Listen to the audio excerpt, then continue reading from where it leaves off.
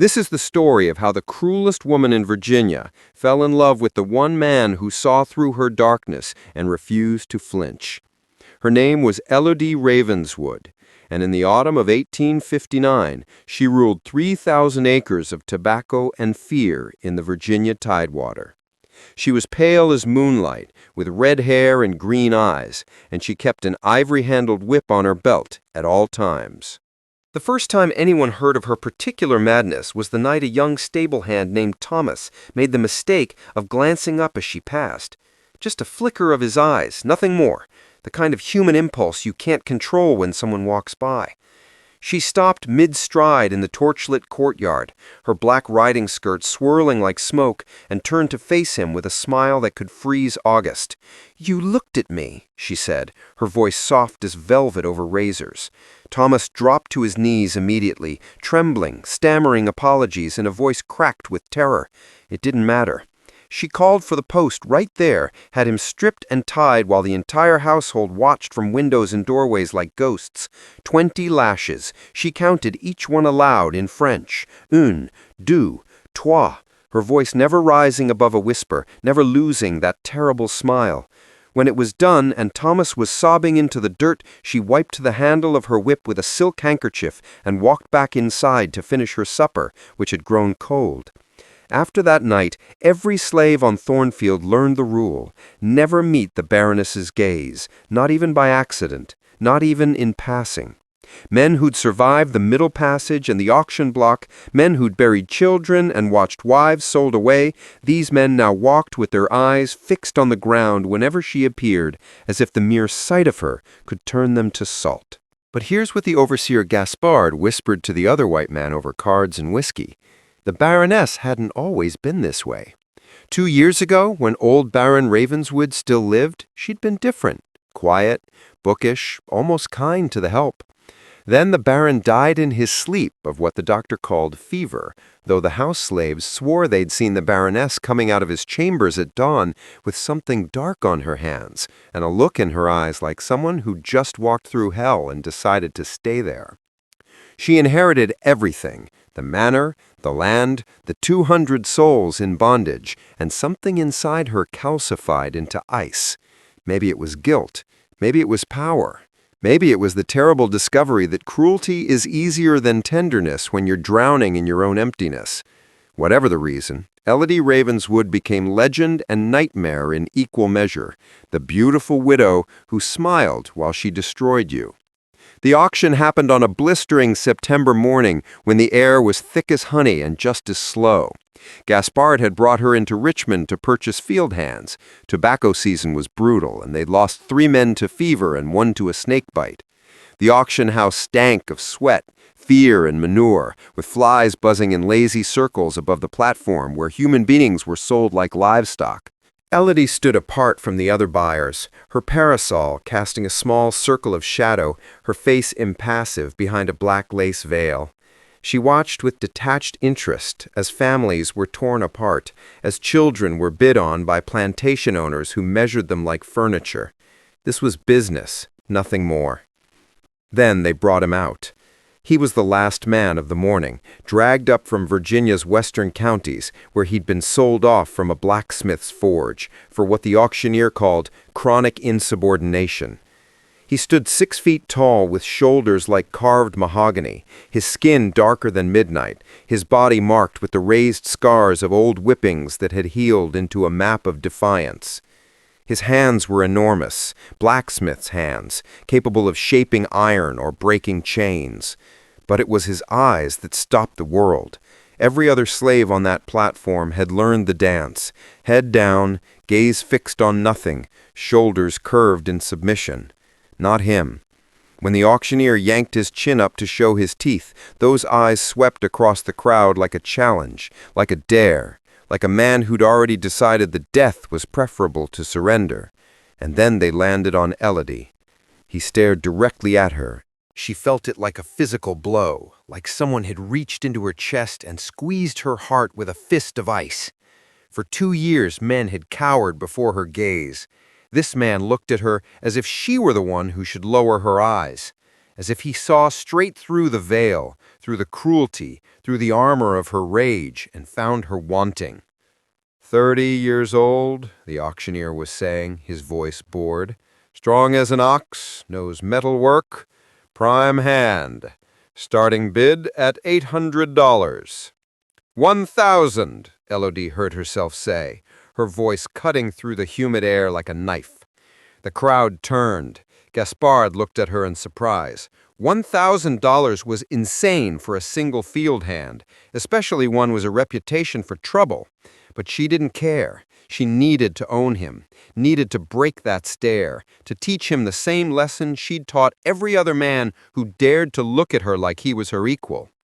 Sold to the lady in black, the auctioneer declared, when no one else bid against her madness. They chained him to the wagon for the journey back to Thornfield. Élodie rode in her carriage ahead, but she could feel his presence behind her like heat from a forge, like something burning that refused to go out. Gaspard rode beside the wagon, occasionally striking the new slave with a cane when he stumbled, but the man never made a sound, never cried out, never begged. His name, according to the papers, was Josiah, but Gaspard immediately dubbed him Six. He was the 6th male slave purchased that year. On the plantation, your name was whatever the white people decided it was. Identity was just another thing they could take from you. That first evening at Thornfield, Élodie had him brought to the main courtyard, where the other slaves could witness her lesson. She stood on the veranda in her black dress, her whip coiled in one hand like a sleeping serpent, and watched as Gaspard shoved Josiah forward into the dying light. "You're on my land now," she said, her voice carrying across the courtyard. "And on my land there is one rule above all others. You do not look at me. You do not raise your eyes to mine. You keep your gaze on the ground where it belongs, or you will suffer for it. Do you understand?" Josiah stood there in his chains, blood crusted on his wrists from where the iron had bitten into his skin during the journey. He was silent for a long moment, and then he lifted his head and looked directly into her eyes. The courtyard went silent. Even the crickets seemed to stop chirring. Gaspard stepped forward, ready to strike, but Élodie raised one hand to stop him. She descended the veranda steps slowly, her skirts whispering against the wood, her face a mask of cold fury. She walked right up to Josiah until she was close enough to see the flecks of gold in his dark eyes, close enough to smell the iron and sweat on his skin. "I gave you a chance," she said softly. "I won't give you another." She had them tie him to the whipping post. She didn't delegate this task to Gaspard or to any of the other overseers. She took off her gloves, wrapped her fingers around the ivory handle of her whip, and delivered 15 lashes herself while the sun bled red into the Virginia hills and the witnesses stood frozen in their horror. 15 times the leather split his skin, 15 times his blood sprayed into the dirt, and 15 times he never made a sound, never begged for mercy, never looked away from her face, even as the pain carved rivers of fire down his back. When it was done, and she stood there breathing hard, her arm aching, her dress spattered with his blood, he was still staring at her with those impossible eyes, not with hatred, not with fear, but with something far more dangerous, pity. She wanted to kill him for that look. Instead, she turned and walked back into the manor, her hands shaking so badly she could barely turn the doorknob. That night, she couldn't sleep. She kept seeing those eyes in the darkness of her bedroom, kept feeling the strange weight of his gaze on her skin. She'd whipped men before, dozens of them, and it had never bothered her. It was necessary. It was power. It was the only language that kept the machinery of Thornfield running. But this time was different. This time, she'd seen herself reflected in his stare, and the reflection was monstrous. In the weeks that followed, she found excuses to summon him to the manor.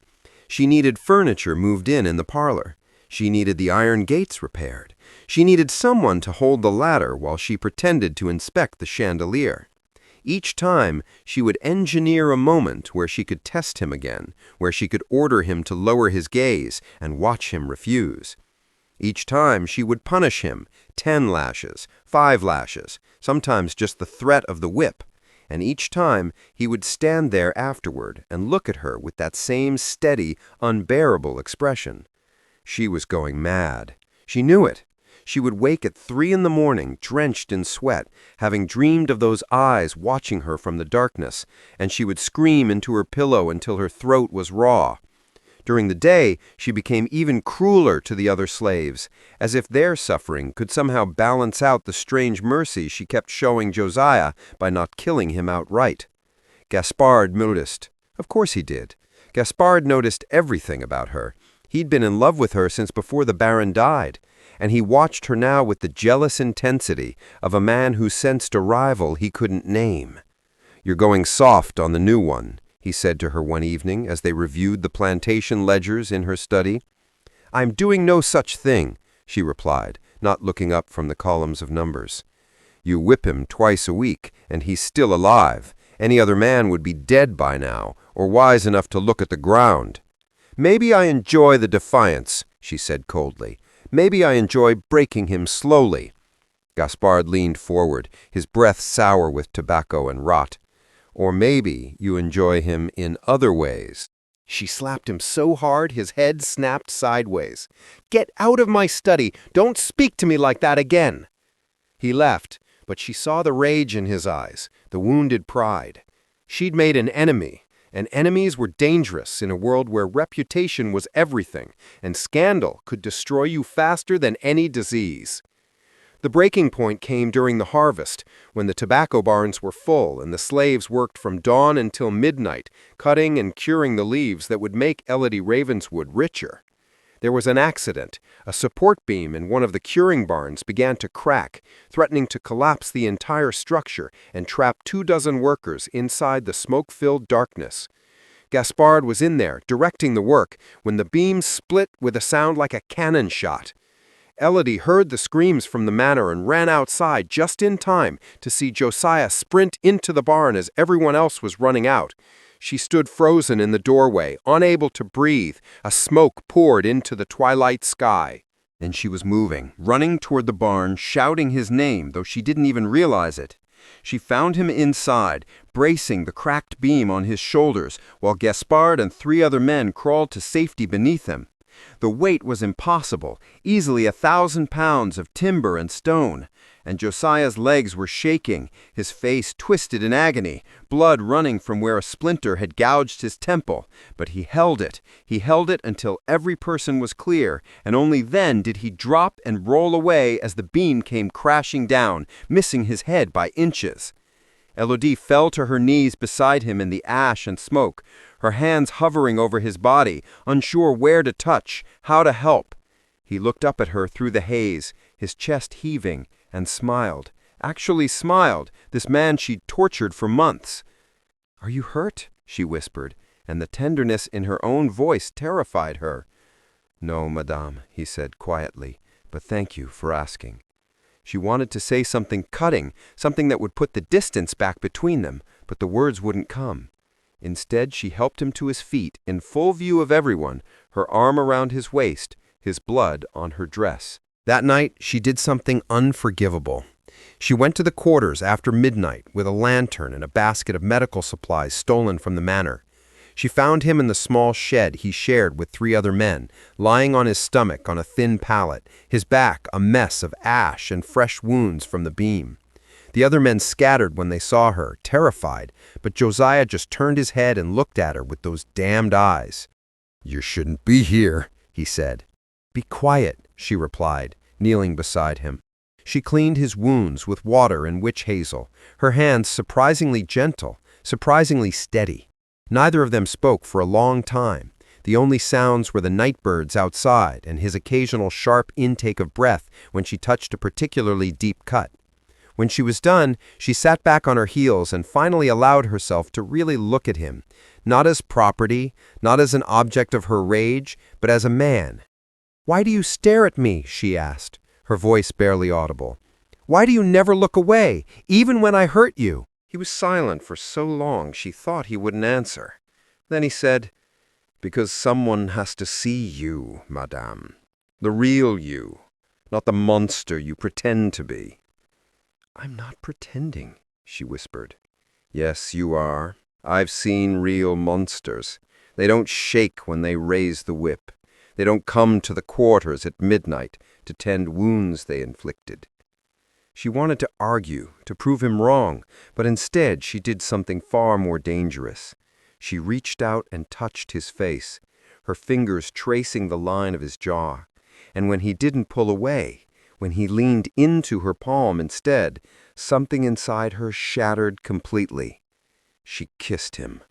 It was clumsy and desperate, her mouth crashing against his with all the violence she'd been holding back.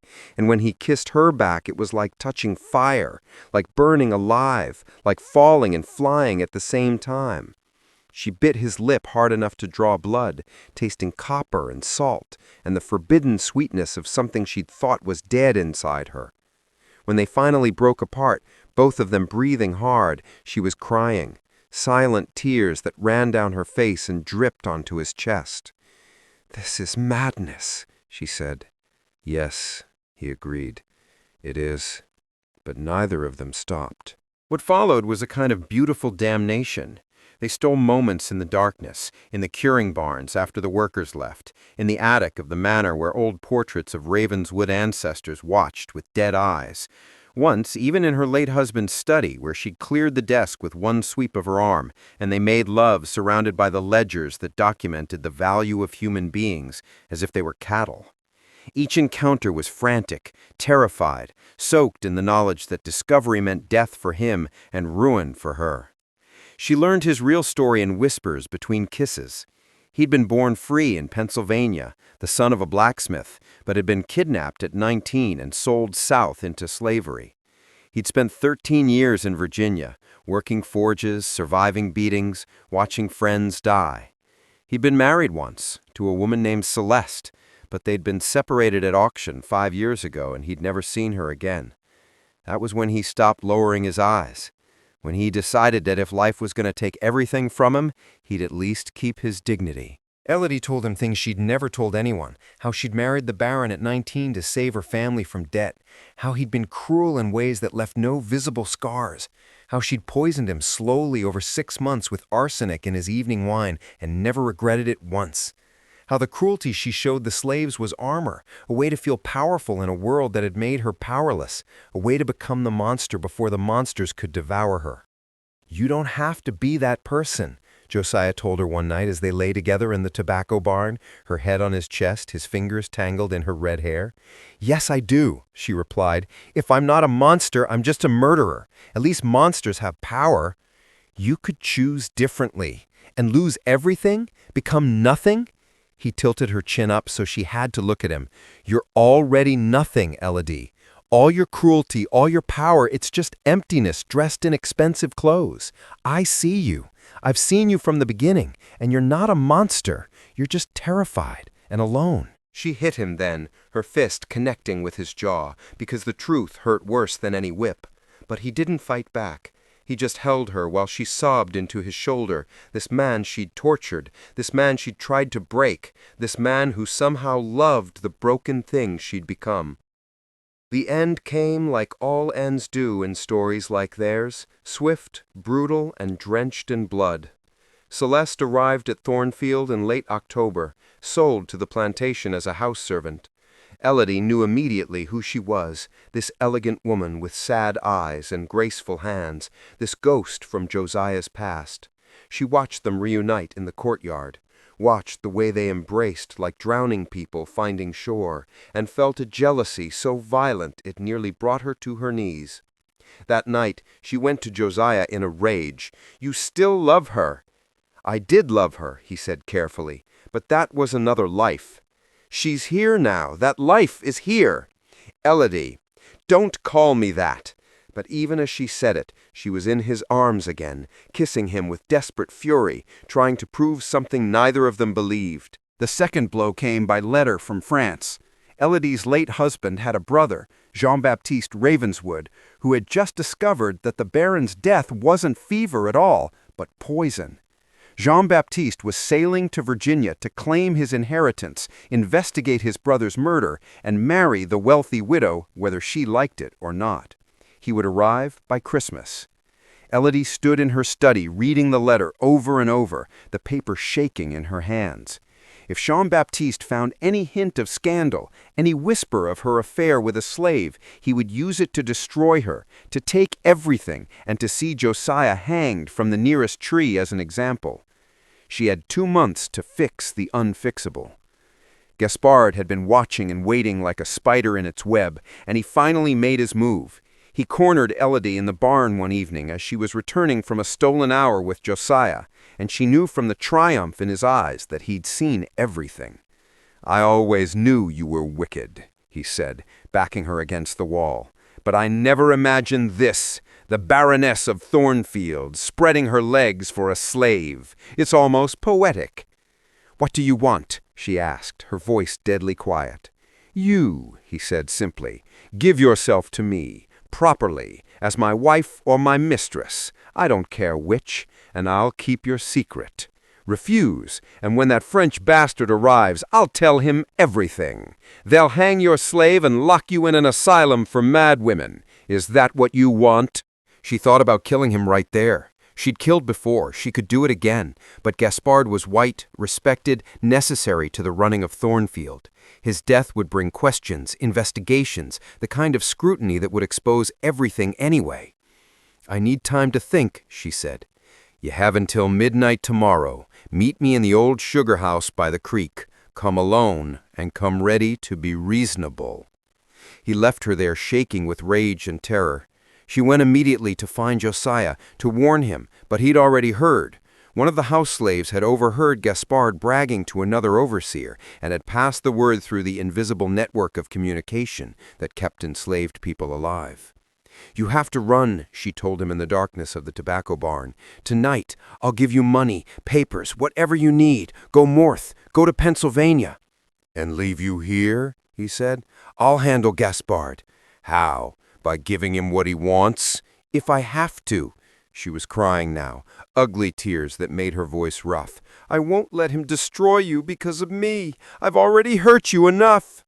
He cupped her face in his enormous hands, forcing her to meet his eyes one last time. "I'm not running. We end this together, or not at all."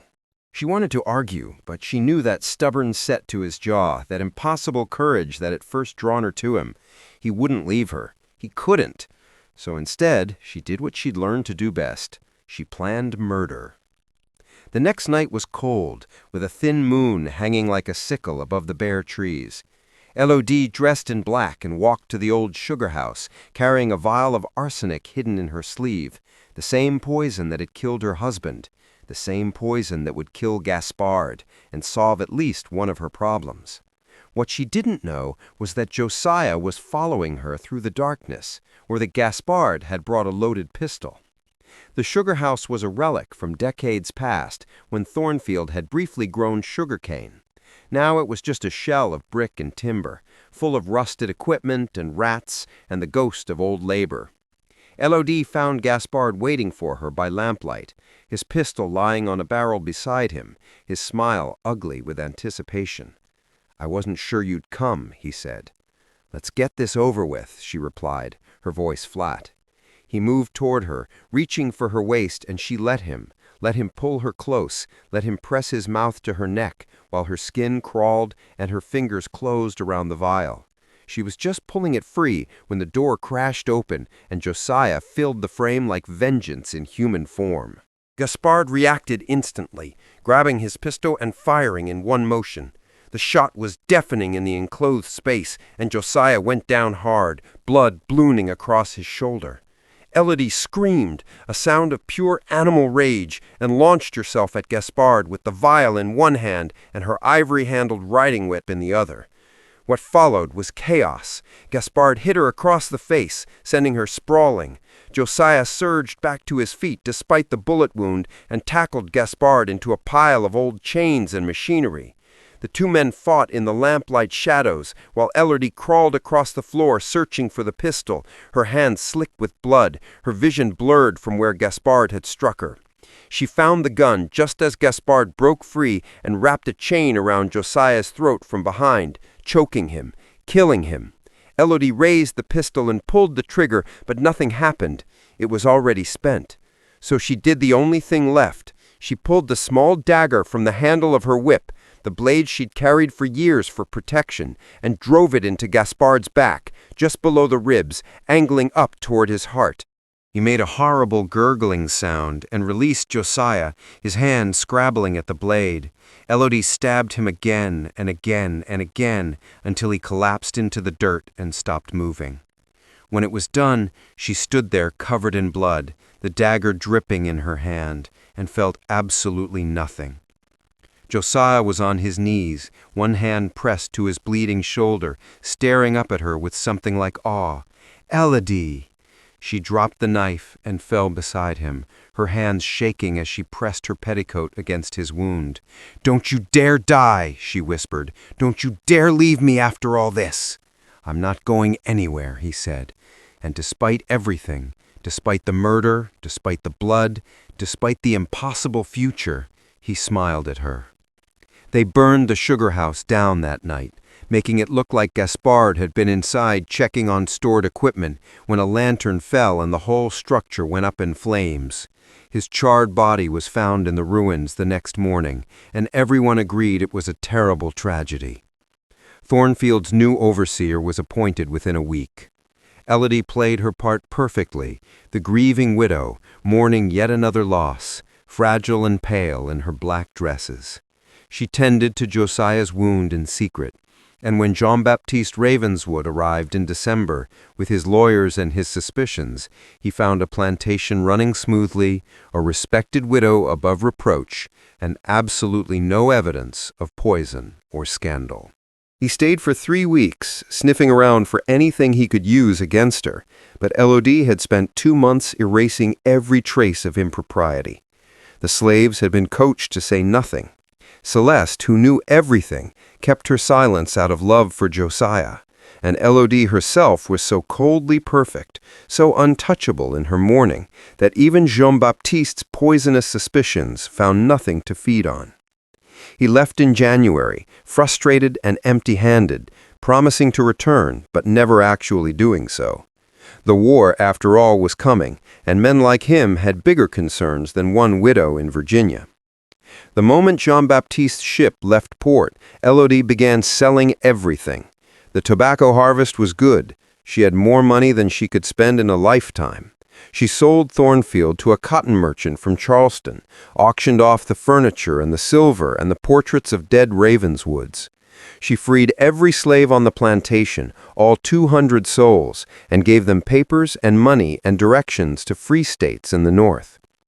And in the chaos of those transactions, in the confusion of so many people suddenly moving in so many directions, 2 figures slipped away unnoticed. A woman in widow's black with a heavy veil, and a tall man with a scarred shoulder who walked beside her as if they were equals. They traveled by night and back roads, staying in colored boarding houses and hiding in barns, moving slowly north while the country tore itself apart. By the time they reached Philadelphia in March of 1861, the war had begun and the world was burning. Élodie had sold every jewel she owned to purchase forged papers declaring Josiah a free man and herself a widow in mourning. They rented a small house on the edge of the city where no one knew their names or their history, and for the first time in her life, Élodie Ravenswood was no one. No baroness, no mistress, no monster. Just a woman with blood on her hands and love in her heart, trying to build something clean from the ashes of everything she'd destroyed.